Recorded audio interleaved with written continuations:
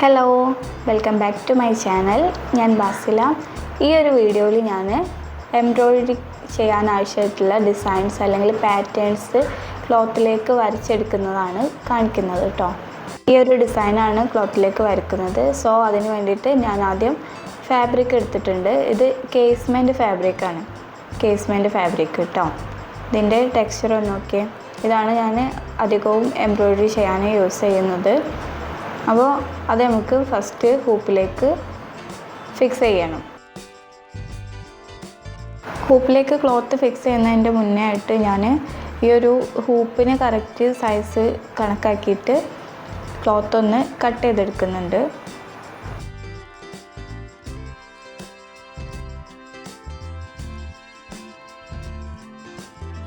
Next ഈ ഒരു ഹൂപ്പിലേക്ക് cloth fix ചെയ്തെടുക്കണം. ഹൂപ്പ് സെപ്പറേറ്റ് ചെയ്തെടുത്തു. ഇന്നർ റിങ് താഴെ വെച്ചിട്ടുണ്ട്, അതിൻ്റെ മുകളിലായിട്ട് ക്ലോത്ത് വെച്ചു. നെക്സ്റ്റ് ഇനി ഔട്ടർ റിങ് അതിൻ്റെ മുകളിലായിട്ട് ഫിക്സ് ചെയ്ത് വെക്കുകയാണ് ചെയ്യണത്.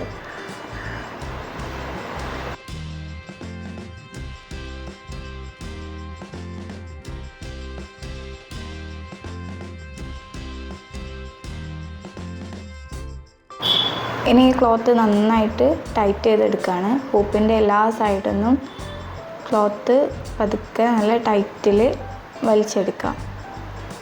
ക്ലോത്ത് നല്ല ടൈറ്റിൽ കിട്ടണം, എന്നാലേ നമ്മൾ എംബ്രോയിഡറി ചെയ്യുന്ന സമയത്ത് നല്ല നീറ്റിൽ കിട്ടുള്ളൂ.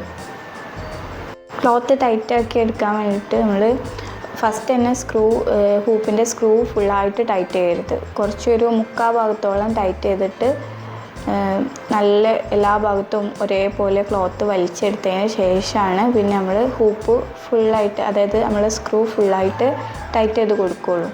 ഫസ്റ്റ് തന്നെ ഫുള്ള് ടൈറ്റ് ചെയ്ത് കൊടുത്തിട്ടുണ്ടെങ്കിൽ നമുക്ക് ക്ലോത്ത് വലിച്ച് ടൈറ്റ് ചെയ്യാൻ ഭയങ്കര ബുദ്ധിമുട്ടായിരിക്കും. ഇനി ഡിസൈൻ വരച്ചു തുടങ്ങാം. ഇതിന് വേണ്ടിയിട്ട് ഞാൻ ഫസ്റ്റ് ഒരു സർക്കിൾ കട്ട് ചെയ്ത് വെച്ചിട്ടുണ്ട്. ഇനി ഈ ഒരു പേപ്പറിന് പകരമായിട്ട് വേണമെങ്കിൽ നമുക്ക് ഇതിൻ്റെ ചെറിയ സൈസിലുള്ള ഹൂപ്പ് ഉണ്ടെങ്കിൽ ഇപ്പോൾ നമ്മൾ ഏത് സൈസിലാണോ ചെയ്യാൻ ഉദ്ദേശിക്കുന്നത് അതിൻ്റെ 2 സൈസ് കുറവുള്ള ഹൂപ്പ് ഉണ്ടെങ്കിൽ അത് വെച്ചിട്ട് നമുക്ക് ഇതുപോലെ വരച്ചെടുക്കാവുന്നതേ ഉള്ളൂ കേട്ടോ. ഇതൊരു ചാർട്ട് പേപ്പർ കട്ട് ചെയ്തെടുത്തതാണ്. അപ്പോൾ അത്യാവശ്യം കട്ടിയുള്ള പേപ്പറാണ്. ഇതിൻ്റെ സൈഡിലും ഇങ്ങനെ ഇതുപോലെ വരച്ചെടുക്കുകയാണ് ചെയ്തത്. നമുക്ക് ഡിസൈനിൻ്റെ ഒരു ഔട്ട്ലൈന് കിട്ടാൻ വേണ്ടിയിട്ടാണ് ഈ ഒരു ഷേപ്പിൽ വരച്ചെടുക്കുന്നത് കേട്ടോ. പിന്നെ ഡിസൈൻ വരയ്ക്കാൻ വേണ്ടിയിട്ട് ഞാൻ വാട്ടർ എറേസബിൾ പെന്നാണ് യൂസ് ചെയ്തിട്ടുള്ളത്. എപ്പോഴും ഡിസൈൻ വരയ്ക്കുന്ന സമയത്ത് നമുക്ക് എറേസബിൾ പെന്നുകൾ യൂസ് ചെയ്യാൻ നോക്കുക. എന്നാലേ നമുക്ക് ഡിസൈൻ ചെയ്ത് കഴിഞ്ഞിട്ടും അത് ആ മാർക്ക് റിമൂവ് ചെയ്യാൻ വലിയ ബുദ്ധിമുട്ടുണ്ടാവില്ല.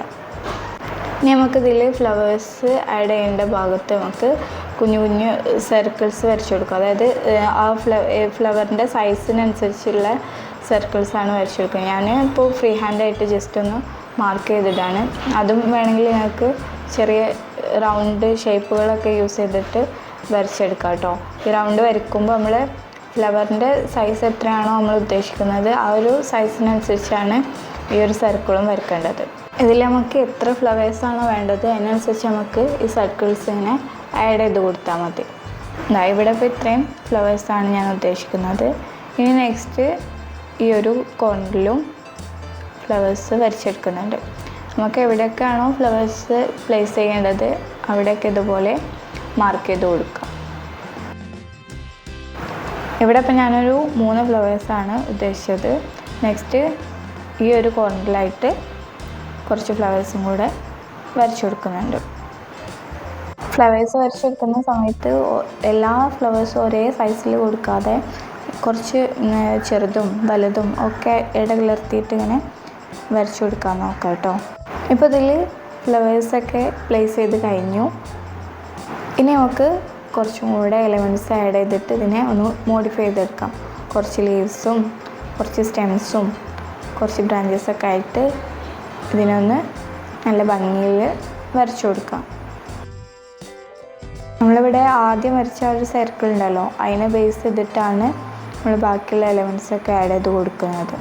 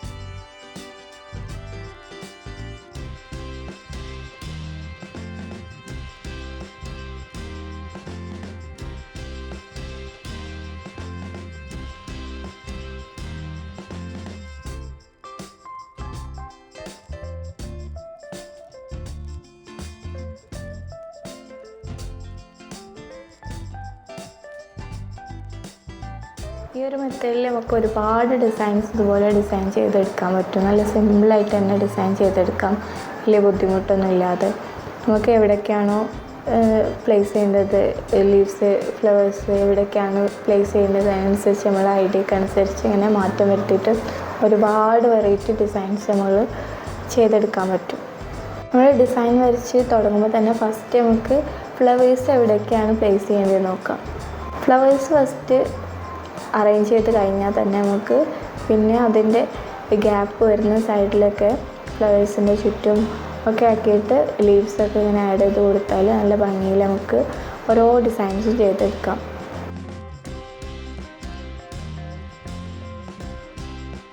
അങ്ങനെ ഇപ്പോൾ നമ്മുടെ ഡിസൈൻ ഇവിടെ ഓൾമോസ്റ്റ് കംപ്ലീറ്റ് ചെയ്തെടുത്തിട്ടുണ്ട്.